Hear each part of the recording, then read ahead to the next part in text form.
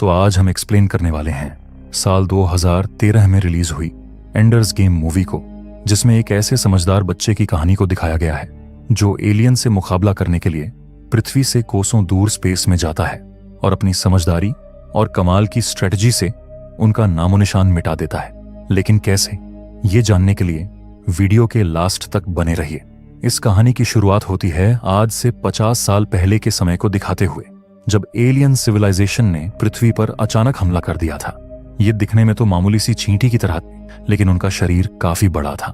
इन्होंने पृथ्वी पर आते ही ऐसा कोहराम मचाया कि लाखों लोग मौत के आतंक में समा गए। किसी भी देश में अकेले इन एलियंस से मुकाबला करने की हिम्मत नहीं थी, इसलिए सभी देशों ने मिलकर अपनी मिलिट्री फोर्सेस के जरिए इन पर जवाबी हमला करवाया ताकि लोगों की जान बचाई जा सके। लेकिन ये एलियंस इतने समझदार और एडवांस्ड थे कि ये मिलिट्री फोर्सेस पर अटैक करने के लिए ड्रोन्स का इस्तेमाल कर रहे थे, जिस वजह से कई सोल्जर शहीद हो गए। ये देखकर एक जांबाज कमांडर मेजर रेकम अपना फाइटर जेट लेकर एलियंस के मदरशिप में घुस जाता है और अपनी जान की कुर्बानी देते हुए उसे तबाह कर देता है। मदरशिप के तबाह होते ही एलियंस के सभी ड्रोन्स भी अपने आप ही डिस्ट्रॉय हो जाते हैं और सभी एलियंस मारे गए। हालांकि कमांडर की वजह से सभी देशों ने ये जंग तो जीत ली थी, लेकिन वो ये बात भी अच्छी तरह से जानते थे कि ये एलियंस आगे भविष्य में पृथ्वी पर अपना बदला लेने के लिए वापस जरूर आएंगे। इसलिए अलग अलग देशों की सेनाओं ने एकजुट होकर इंटरनेशनल फ्लीट नाम की एक ऑर्गेनाइजेशन बनाई, जो मेजर की तरह ही एक जांबाज कमांडर की तलाश कर रही थी ताकि वो स्पेस में एलियंस के खिलाफ अपनी फ्लीट टीम को गाइड कर सके।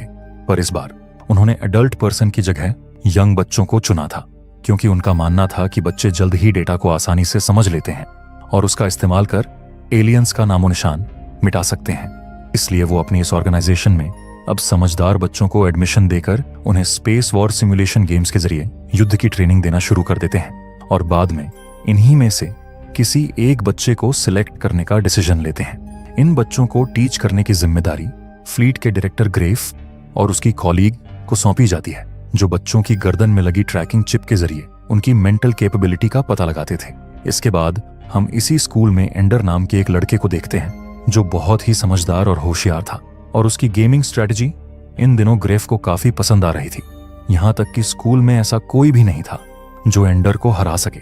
इसी तरह एक दिन जब वो अपने सीनियर स्टिल्सन के साथ स्पेस वॉर गेम खेल रहा होता है, तब ग्रेफ और उसकी कॉलीग दोनों इनकी गेमिंग स्ट्रेटजी को मॉनिटर करने लगते हैं और ये देखकर हैरान रह जाते हैं कि एंडर ने जूनियर होने के बावजूद भी बड़ी ही आसानी से स्टिल्सन को हरा दिया है।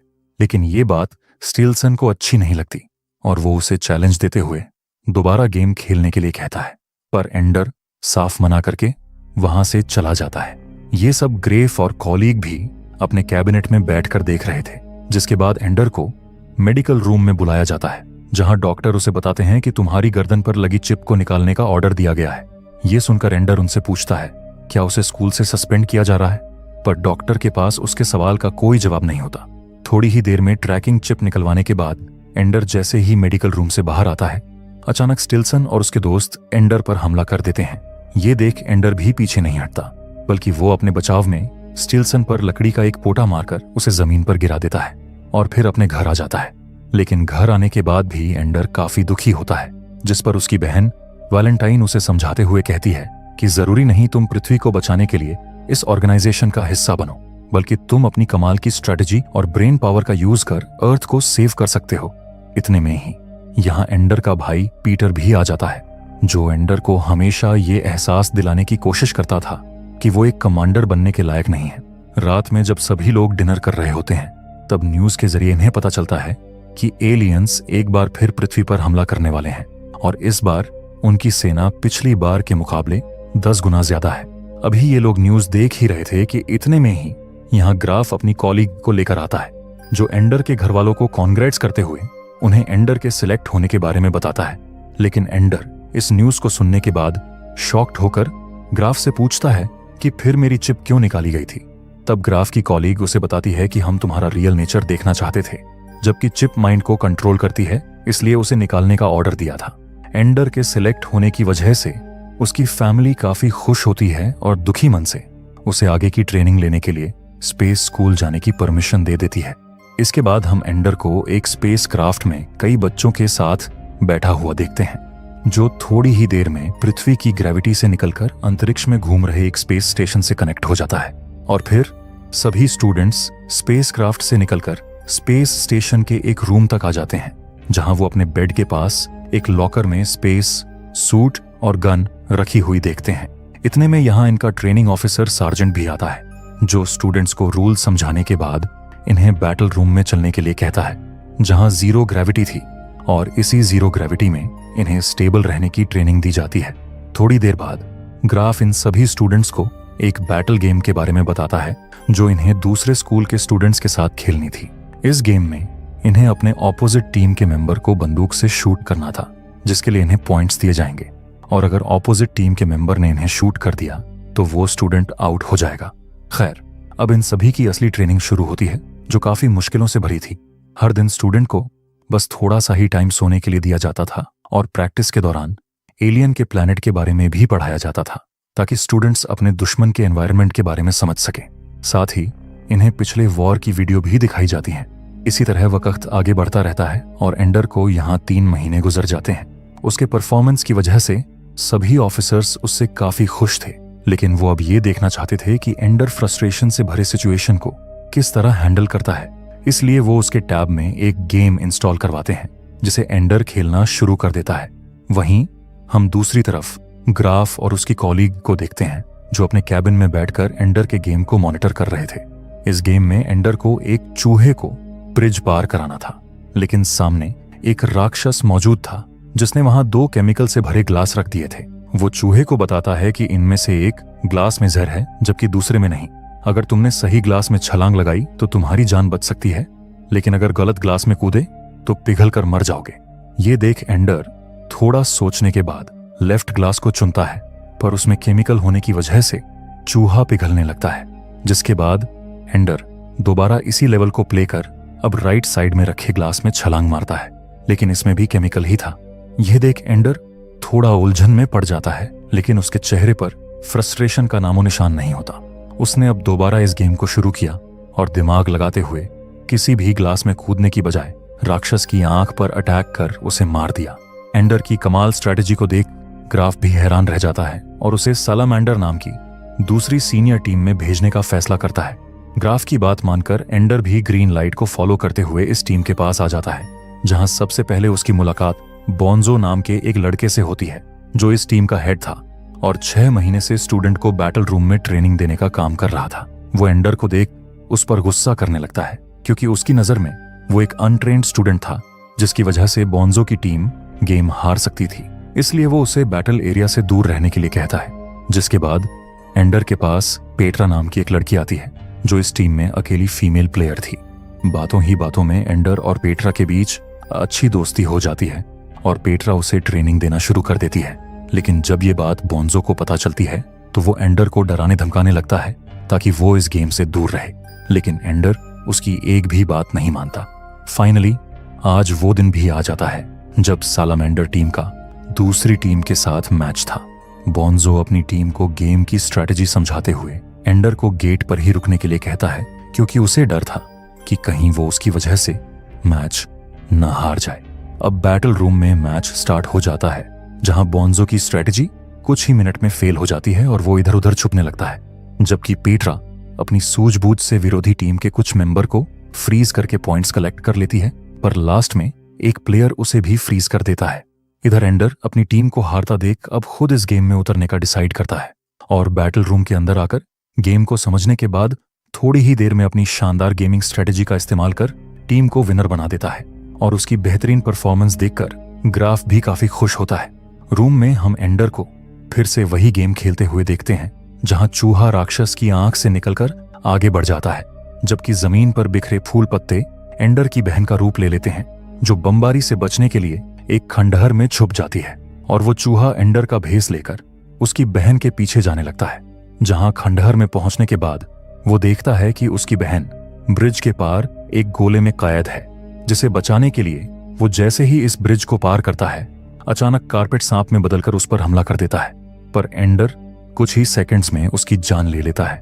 तभी उसे एक गोले में अपने भाई पीटर का फेस दिखाई देता है, जो उससे कह रहा था कि अब तुम एक खूनी बन गए हो।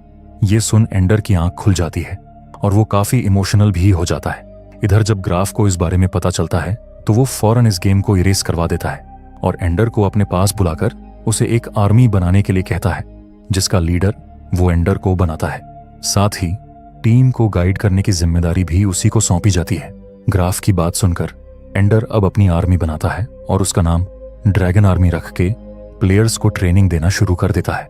वहीं दूसरी तरफ हम देखते हैं कि ग्राफ के सीनियर अब उस पर फ्लीट टीम के कमांडर को सिलेक्ट करने का प्रेशर डाल रहे हैं, क्योंकि एलियंस जल्द ही पृथ्वी पर हमला करने वाले थे। इसलिए ग्राफ अब फाइनल बैटल के लिए एंडर की टीम का सैलामेंडर टीम के साथ मुकाबला रखता है और इन्हें बैटल रूम में आने के लिए कहता है। लेकिन तभी अचानक एंडर के एक प्लेयर के पैर में मोच आ जाती है, जिस वजह से वो गेम नहीं खेल पाता। पर उसकी जगह पेट्रा एंडर की टीम में शामिल होकर उसका हौसला बढ़ाती है और टीम वर्क और एंडर की समझदारी की वजह से ये लोग मैच जीत जाते हैं। लेकिन ये बात सैलामेंडर टीम के कप्तान बोंजो को पसंद नहीं आती, इसलिए वो एंडर से बदला लेने के लिए उस पर हमला कर देता है और एंडर अपने आप को बचाने की कोशिश में जैसे ही बोंजो को धक्का देता है तो जमीन पर गिरने की वजह से उसके सिर से खून बहना शुरू हो जाता है। बोंजो की हालत बहुत नाजुक थी, जिसका जिम्मेदार एंडर अपने आप को मानता है और ग्राफ के पास जाकर उनसे कहता है कि वो अब इस ट्रेनिंग का हिस्सा नहीं बनना चाहता, इसलिए वो उसे उसके घर वापस भेज दे। उसकी बात मानकर ग्राफ उसे वापस पृथ्वी पर ले जाता है, जहां एंडर की बहन उसे समझाती है कि बोंजो अपनी इस हालत का जिम्मेदार खुद है, इसमें उसके भाई की कोई गलती नहीं है। ये सुन एंडर को काफी रिलैक्स फील होता है और वो दोबारा ग्राफ के साथ स्पेस में जाने के लिए राजी हो जाता है। लेकिन अब उसकी ट्रेनिंग बैटल रूम में नहीं, बल्कि इंटरनेशनल फ्लीट के एडवांस कमांड बेस में होनी थी और वो बेस एलियन के प्लैनेट के करीब ही मौजूद था। ये एंडर की लास्ट और फाइनल ट्रेनिंग थी, जिसमें अगर वो पास हो जाता है तो उसे एलियन के खिलाफ जंग में फ्लीट टीम का कमांडर बना दिया जाएगा। जिसके बाद ग्राफ, एंडर और बाकी ग्रुप मेंबर्स स्लीपिंग पोर्ट में सोकर एडवांस कमांड बेस की ओर जाने के लिए निकल जाते हैं। कई घंटों का सफर तय करने के बाद ये लोग अपनी मंजिल पर पहुंच जाते हैं और प्लैनेट के बड़े और नुकीले स्ट्रक्चर को देख हैरान रह जाते हैं। एंडर जब ग्राफ से इस प्लैनेट के बारे में पूछता है तो ग्राफ खुलासा करता है कि 27 साल पहले इस प्लैनेट की खोज के दौरान यहाँ एलियंस का बसेरा था, लेकिन हमने उन्हें यहाँ से भगाकर उनके होम प्लैनेट पर भेज दिया और आज इन नुकीले स्ट्रक्चर के नीचे उनके ठिकाने बने हुए हैं और यहीं से पूरी टीम एलियंस की हर एक्टिविटी पर नजर बनाए रखती है। ये सब सुन एंडर कहता है कि अगर वो अपने होम प्लैनेट पर आपकी देखरेख में रह रहे हैं और उन्होंने अर्थ को कोई नुकसान नहीं पहुंचाया है, तो फिर आप उनसे युद्ध क्यों करना चाहते हैं। ग्राफ जवाब देते हुए कहता है कि ये हमला डिफेंस में होगा ताकि इन फ्यूचर वो हम पर अटैक ना कर पाए। सब कुछ जानने के बाद एंडर सार्जेंट के साथ सोने के लिए चला जाता है। सार्जेंट इसे हिदायत देता है कि बाहर जाते वक्त स्पेस मास्क पहनना मत भूलना, क्योंकि यहाँ ऑक्सीजन लेवल कभी भी कम हो सकता है। अगली सुबह जैसे ही एंडर की आंख खुलती है तो ये हैरान रह जाता है, क्योंकि एक अनजान शख्स उसे ही घूर रहा था। एंडर के पूछने पर इसने बताया कि मैं मेजर रकम हूं। ये सुन एंडर बड़ी हैरानी से पूछता है, हमने तो वीडियो में आपको कुर्बानी देते हुए देखा था, फिर आप जिंदा कैसे हैं। इसका जवाब देने के लिए रेखम उसे पास्ट वीडियो दिखाता है, जिसमें ये एलियन की शिप को ब्लास्ट करने से पहले ही पैराशूट की मदद से भागकर अपनी जान बचा लेता है।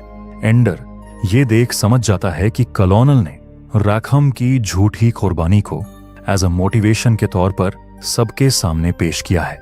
रेखम एंडर को बताता है कि होम प्लैनेट पर एलियंस जंग की तैयारी कर रहे हैं, वो भी अपनी क्वीन के कहने पर। इन एलियंस में चींटियों की तरह ही एक रानी होती है, जिसका ऑर्डर सब फॉलो करते हैं, यानी क्वीन को मार दिया तो बाकी एलियंस भी खुद मर जाएंगे।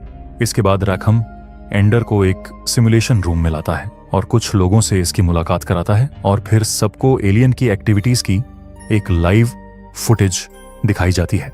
रेखम एंडर को बताता है कि एलियन के होम प्लैनेट पर बेतहाशा गर्मी पड़ती है, न तो उनके पास पानी का रिसोर्स है और न ही खाने का।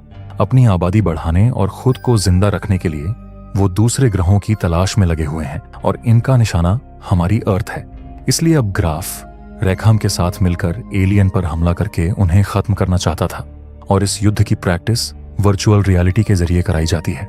कई खतरनाक हथियार देखकर एंडर हैरान रह जाता है।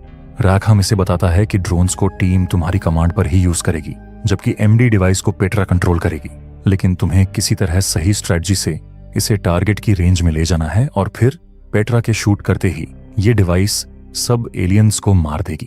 कुछ समय बाद इनके गेम का पहला लेवल शुरू होता है और टीम को एलियंस प्लैनेट से पानी लेते हुए नजर आते हैं। लेकिन एंडर टीम के साथ मिलकर पल भर में इन स्पेस शिप्स को खत्म कर ग्राफ और रैखम को इम्प्रेस करके इस गेम को जीत जाता है। लेकिन नेक्स्ट लेवल पर जब बहुत सारे एलियंस इन्हें घेर लेते हैं तो एंडर इनसे जीत नहीं पाता और उसकी हार से रैखम इसे खूब खरी खोटी सुनाता है। खैर, अगले दिन इनके गेम का फाइनल लेवल होता है जिसमें इन्हें डायरेक्ट होम प्लैनेट को टारगेट करना था। लेकिन यहां तो एंडर की सोच से भी ज्यादा एलियंस थे जिन्हें एमडी मशीन भी नहीं मार पा रही थी।